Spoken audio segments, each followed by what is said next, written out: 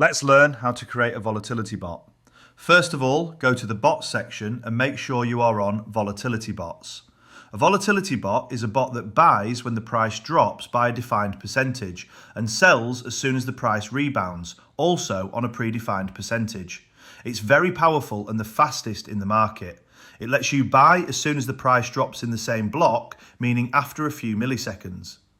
To create a new bot, click on New Volatility Bot. Here you will see the whole setup. The first thing you're going to do is just to provide a name to the bot. It's going to be used to find the bot afterwards. Add the buy amount. Normally, most traders set the buy amount between 1 and 5% of the total amount of Solana they have in their wallets. So if you have 10 Sol, set it to 0.1 Sol. You can also use the quick amounts below if you want, or you can even change some of them if you want to reuse them later. After that, define the price drop. The price drop is defined as how much the price should drop over a defined time period to trigger your buy. In this case, I've set up a 10% buy drop on a 15-minute period. So once you save the bot is going to keep monitoring the prices of the whitelisted tokens every block. If the price drops more than 10% compared to the price of 15 minutes ago, then you're going to buy.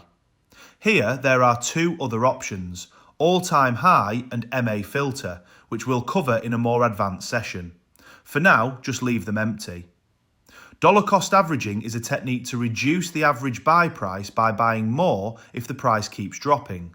You can define more levels of DCA. Most of our traders use between 0 and 2 levels. You can start with 10% and 20% drops. The amount should be either the same as the original buy amount, so 0.1 Sol, or a bit higher, like this. How this is going to work: if the price drops 10%, then you're going to buy the first time. If it drops 10% more, then you're going to buy again.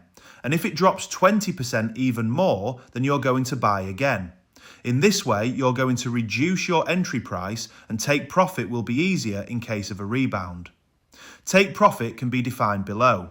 You can also define more take profit levels, although most users just use one.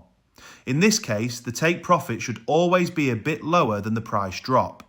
We have seen the best traders use this setup because normally the price doesn't rebound more than how it dropped, but often just a bit lower. So this makes your setup a bit safer. So if the price dropped 10%, you buy, then it goes up again by 8% and your bot automatically sells. You can also add a stop loss if you want, to make sure you don't lose your entire trade if things go wrong. Most users either don't use it or use a very high stop loss, like in this case 50%. For trailing, we're going to see this later on. There are different setups here which we'll cover in another video. We recommend freezing the token after the stop loss. Meaning if the token gets into stop loss, then for 7 days you're not going to trade this token anymore. Once the trade settings are set, select a wallet from where you trade. Make sure you have enough funds not only to buy the tokens, but also to pay for gas fees.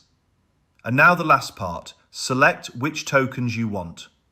You can either go on our research or other apps to look for tokens, or use our presets. The presets are also going to be covered in another video. You can start as a test and use the top 10 alpha preset, meaning you're going to trade the top 10 tokens ranked by profit in the last week. Save and you're going to see the tokens here. Auto retry, leave it enabled. This helps you buy or sell again if the order fails. And to start with, I recommend defining the maximum open trades, meaning in this case 10. The bot cannot open more than 10 trades on the same token at the same time. This limits, in practice, how much money you are going to risk at once. On the top right, you can see how much Solana you need in the worst case scenario. So this bot, in the worst case scenario, is going to consume 3.6 Solana. And this assumes that all the tokens are being bought and all the DCAs are being executed. This is a good reference to know how much Solana you should have in your wallet to cover the worst case scenario, although most of the time it's not going to happen. And most of the time you're never going to reach this. As always, start with a small amount and test things while learning, and be ready to improve based on iterations later on. Click on Save, review all your settings, save again, and there you go. Your bot has just been created.